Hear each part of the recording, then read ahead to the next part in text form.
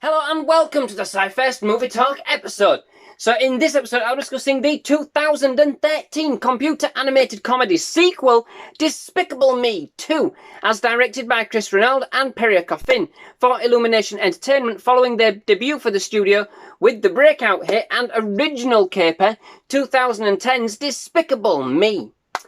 This instalment sees us catch up with the anti-villain turned protagonist from the first movie, Gru, as voiced again by Steve Carell, who, after giving up his super-villainy in favour of an honest living, making a range of jams and preserves, is now taking on the ultimate challenge, family life, and is setting off in the deep end, throwing a party for the youngest of his three adopted daughters, Agnes, as voiced by Elsie Fisher, with balloons, cakes, dragons, and fairy tale princesses, all thrown in for good measure. With a little help from his ever-devoted minions, who are always, of course, eager to please and be the centre of attention. But no sooner does Gru have a chance to take out the trash than he is seconded to work for a secret government agency known as the Anti-Villain League, who make it their mission to seek out and thwart the plans of the world's super criminals intent on world destruction.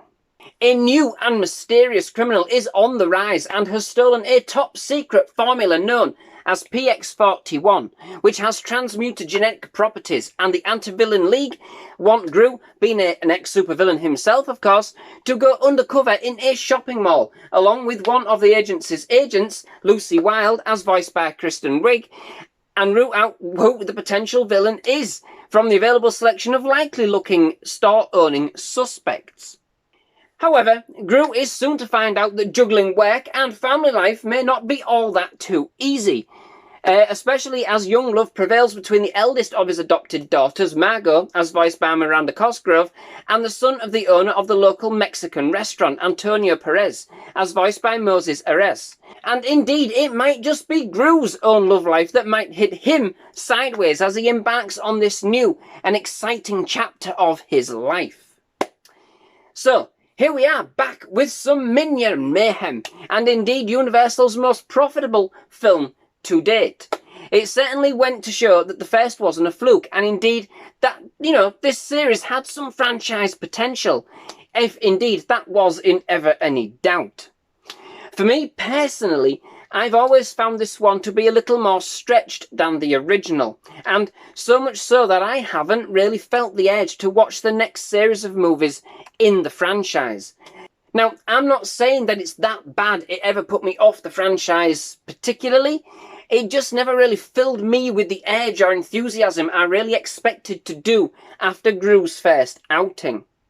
After rewatching it for this review, I think I could appreciate it a little bit more, and I'm now kind of excited to watch the next films in the series for sure, but my original issues with the film, I think, continue to remain.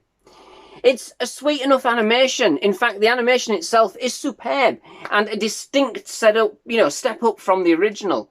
The characters are, once again, amazing, and there is a certain kind of envelope warmth in being with them all again. Like we've just come home from a long trip away. The movie's expanded scope is evident from the start, which does give it a very grand and alluring feel. There's certainly more tech, and the villain seems to be making all the right moves.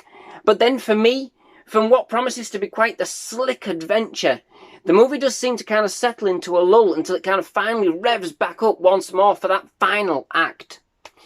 It concentrates and relies too heavily on the love aspect, both in terms of Margot and Gru. It's endearing, it's charming, and it certainly adds a few interesting slants to the proceedings. But for me, this is where it kind of stagnates for a while, and ultimately Gru's intuition as a father, well, rather trepidation with regards to Margot showing an interest in boys, seems to take precedence over his intuition as a former super-villain, which, for as romantic as I am, or I tried to be, I would have preferred to have seen so much more of that aspect, And I think that's really the crunch for me. The gadgets, the spy elements, I can't fault. There just needed to be more. It's not as punchy or as frantic as its predecessor, taking things much more in its stride and then really kind of cramming everything into the last act. But in the end, what should have been focused as a spy supervillain movie becomes more of a coming of age story than it just doesn't feel as slick or as peppy as its predecessor.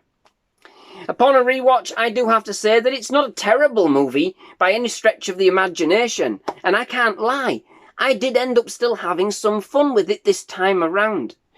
There are still plenty of fun and hilarious references to a number of other cult movies such as Alien, Charlie and the Chocolate Factory, Weekend at Bernie's, and even The Truman Show. And indeed, the antics of the Minions are certainly more than worth a giggle or two once more.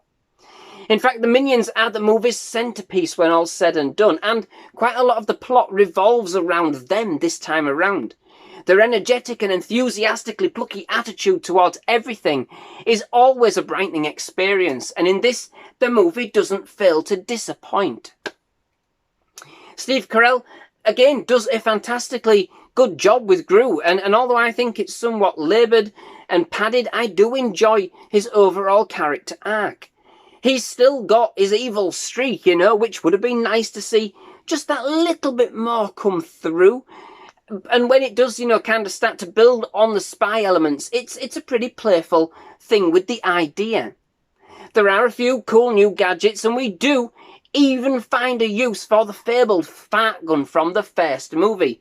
Who would have thought? But there's even, a pretty clucky fight with a chicken as well. But overall, for me, I just find this one a lot less wily than the first. It's less punchy and labours far too long before really kind of notching up the action and investment needed to see it through to the final act.